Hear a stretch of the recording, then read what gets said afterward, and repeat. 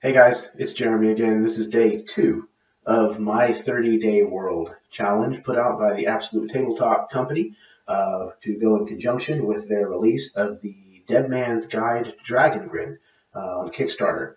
So this is, like I said, a new series of channels on my video that I am new series of videos on my channel that I'm going to be talking about more to do with gaming and to kind of go alongside all of the live plays and actual plays that have kind of dominated my channel up to this point.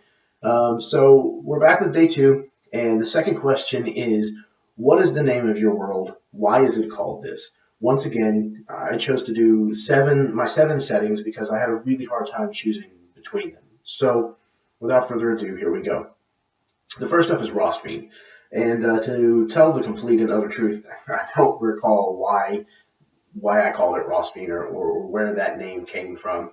Maybe it was a dream, maybe it was a fever, maybe it was a fever dream. I don't know. It was something I came up with over 15 years ago, and at this point, it's a complete mystery to me. But it's grown on me, and I couldn't possibly call it anything else at this point. The second world is Arath. And this one is probably going to make people laugh at me quite a bit. Part of the name comes from Arrakis, which is the planet from Dune. And I took a lot of inspiration from those stories for the desert side of this world. And I wanted something that was kind of reminiscent of that. And the second part of the name comes from Hoth, the snow world from Star Wars. So it's not one of my more creative endeavors, admittedly, but sometimes you gotta let your fanboy flag fly, you know? So the third one is Acid Rain. This is a play on words. It's meant to invoke some of the imagery for this setting. Acid rain is a real problem in the setting, and it kind of hints to the inherent danger and kind of urban feel of the setting.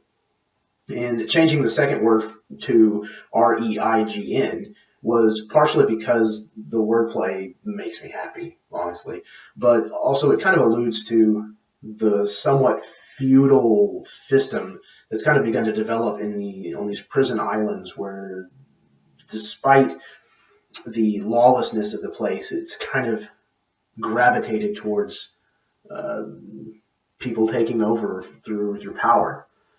The fourth setting is Dourland. This is probably the lamest explanation, but it's just the letters of Wonderland rearranged.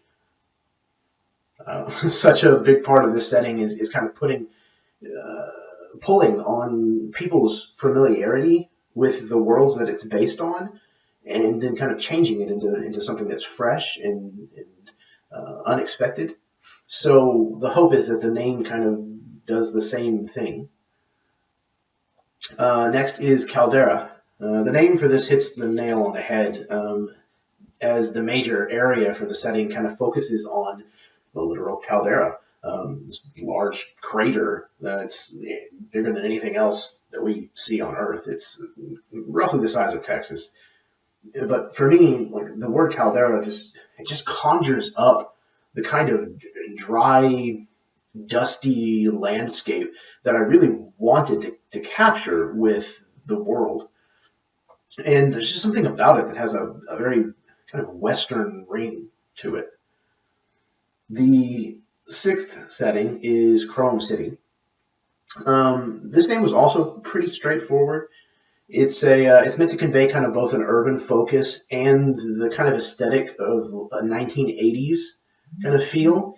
And while it kind of appears to be an apt name for the nobility in the upper parts of the city, the name kind of takes on a certain kind of wonderful irony whenever you can see that the city is underneath this rusted visual of corroded metal and things that I kind of fell in love with, where it's all of this stuff underneath, but on the outside, it's still kind of shiny and polished. So it's kind of the duality to it. And the last one is Momentum. And the idea behind this name comes from the fact that the workings of this world were set into motion by the Colosseas and the god giants. In Momentum, the deities kind of play an integral part in the building of the world and the cosmos that surround it. There's a rich mythology that's really well known to all of the people who are born here. And the cycles of the suns and the moons and the stars, the seasons, the day and night, all of it was begun by these Colosseas, these beings. But now these rhythms are starting to slow down. And so the idea of momentum really kind of resonated with me. And that's really all that seems to be keeping the world going at this point, is the momentum that was begun. So that was day number 2, question 2. What is the name of your world and why is it called this? I'm Jeremy, and this is another episode of Life by the Square Inch. So until next time, may your dice roll high and your snacks always be within reach.